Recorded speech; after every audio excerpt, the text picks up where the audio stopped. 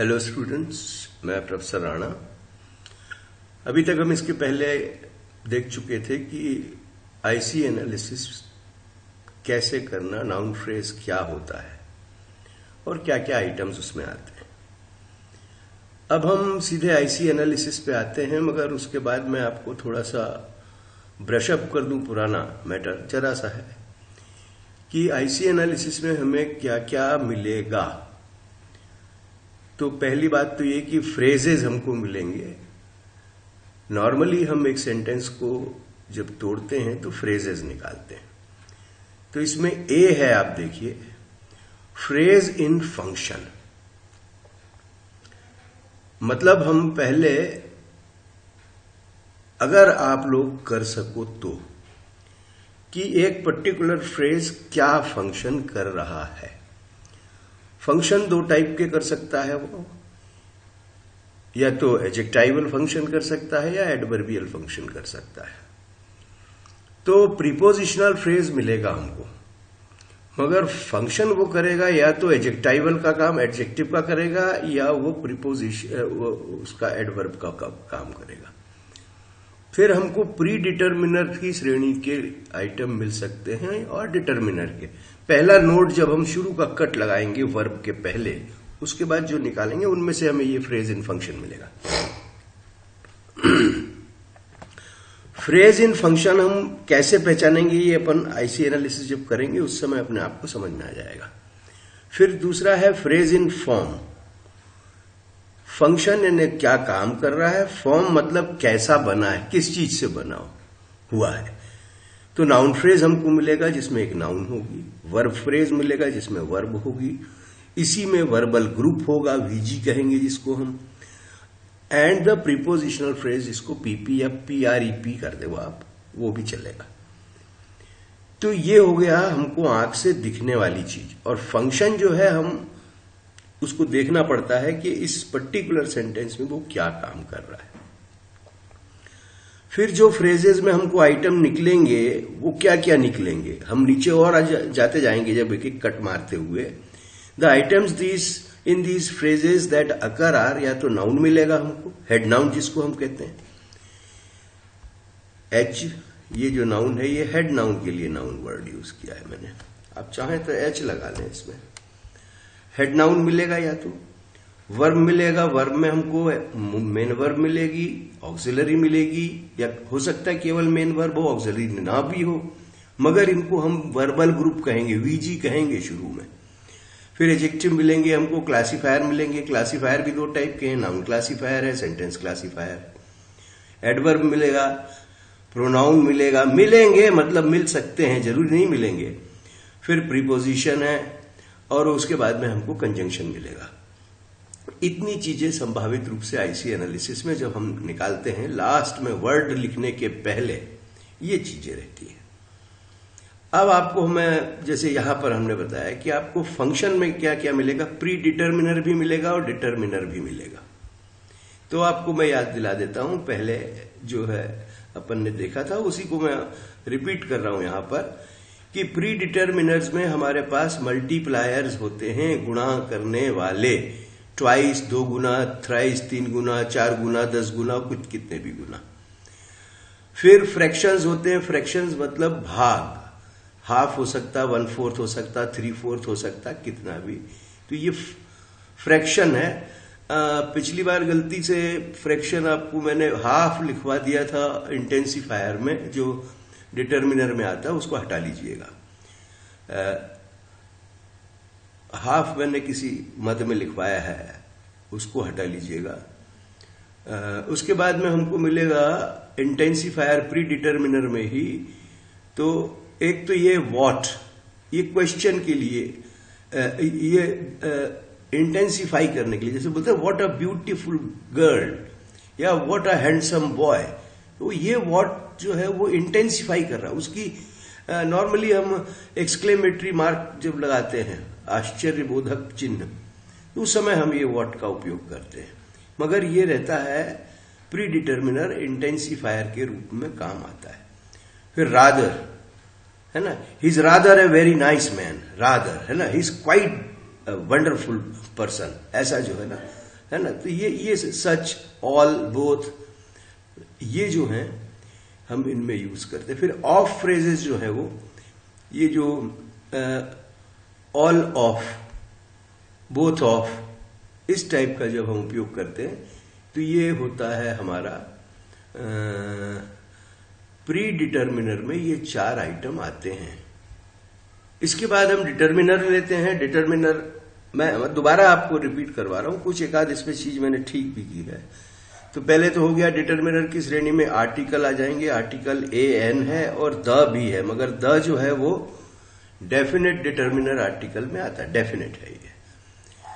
फिर डेमोन्स्ट्रेटिव्स आएंगे, that, this, those, these, जो ये होते हैं। पजेसिव्स है माई, योर, हिज, देयर, आवर, या किसी नाम के साथ अपोस्ट्रोफी एस लगा हो तो ये भी पजेसिव में ही आता है। फिर WH आइटम्स जो क्वेश्चन किया जाता है जब नाउन के बारे में, तो व्हाट, विच, हुज, है ना, हुज भी है, इसमें हु भी आ जाएगा, हु लिख लें आप चाहें तो, है ना। ये सब नाउन के लिए आते हैं केवल।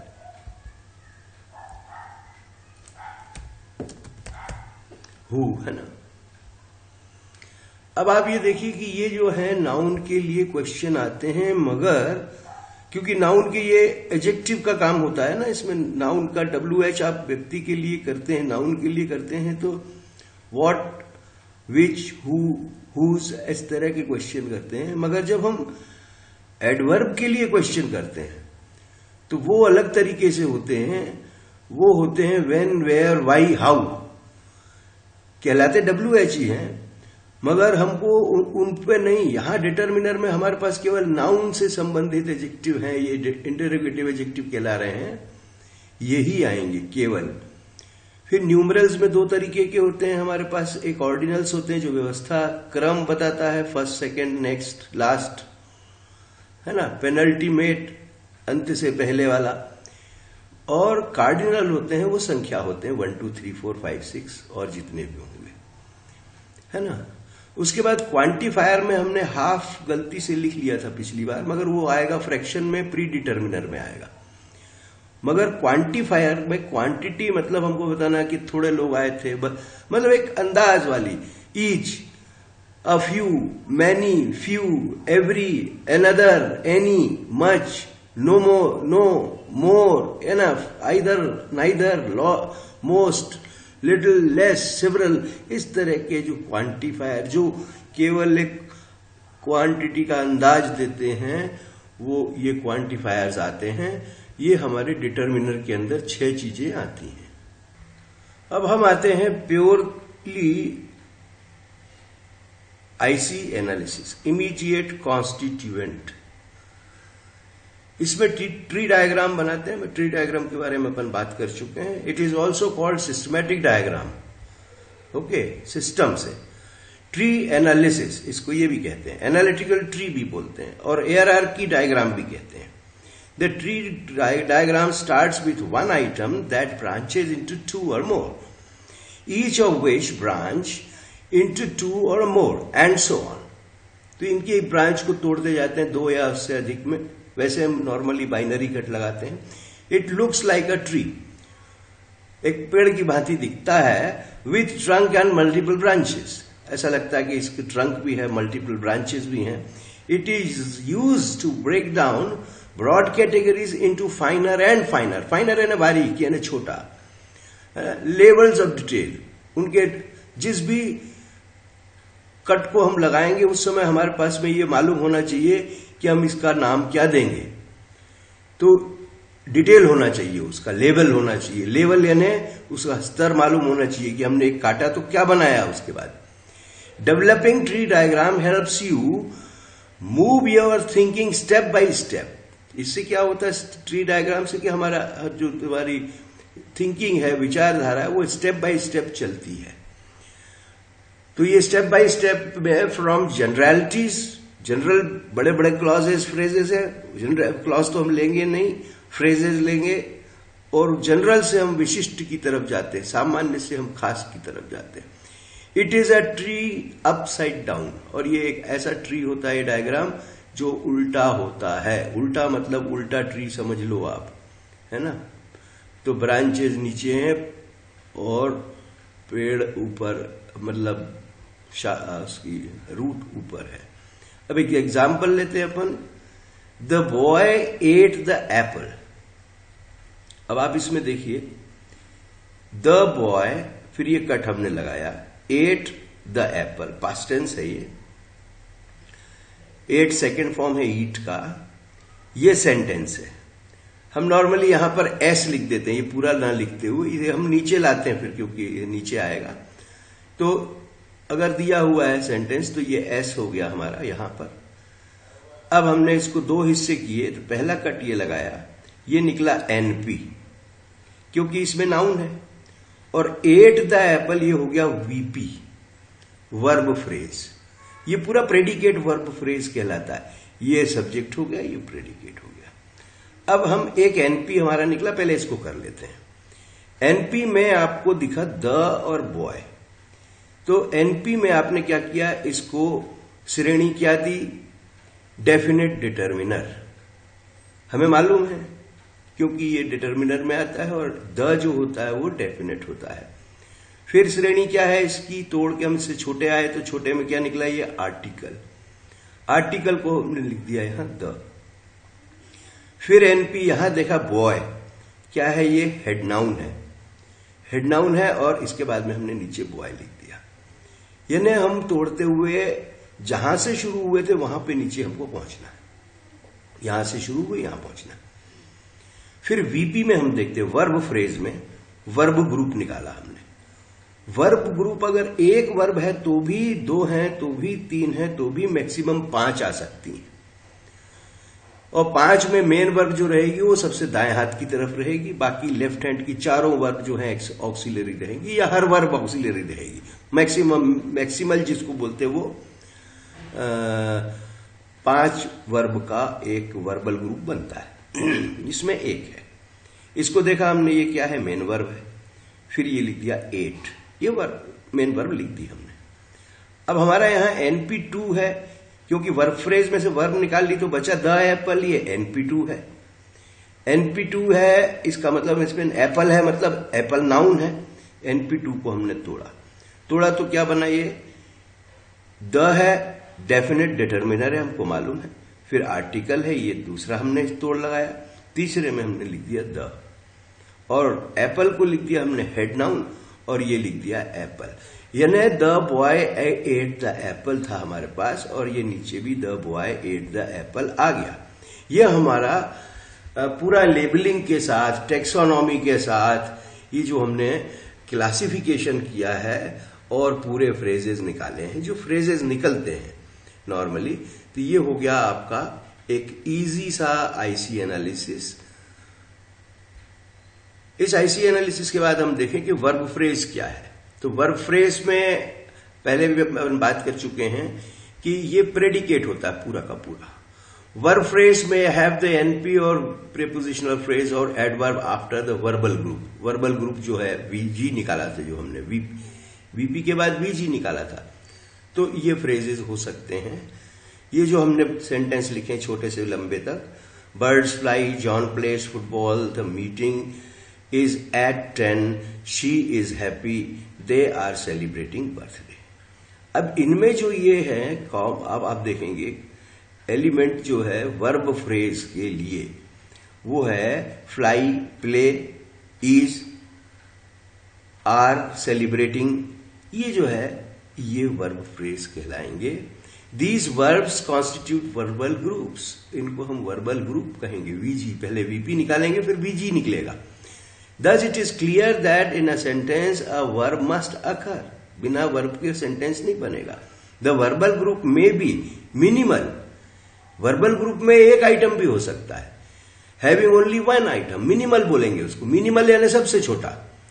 और नॉन मिनिमल मिनिमल मतलब एक से अधिक मगर सर्वाधिक से कम, सर्वाधिक 5।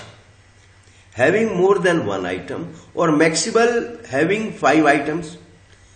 सेंटेंस में भी हमने देखा था वो मैक्सिमल ग्रुप कहलाता है। वर्ब में भी मैक्सिमल जो होता है वो 5 होता है। 5 से कम जो है वो नॉन मिनिमल है, और सिंगल है अगर आइटम वर्ब का तो वो मिनिमल है। तो मिनिमल, नॉन मिनिमल और maximal. The biggest verbal group has 5 items in English.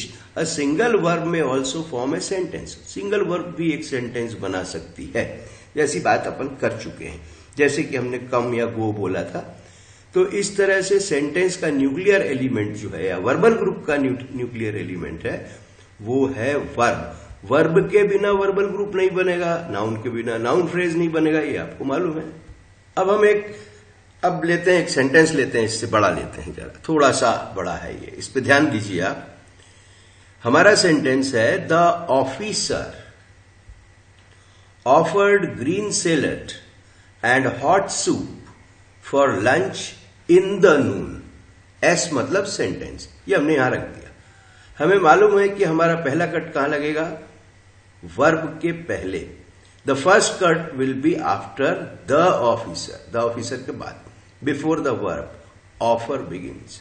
जब ये शुरू होती वर्ब उसके पहले, सब्जेक्ट के बाद, प्रेडिकेट के पहले।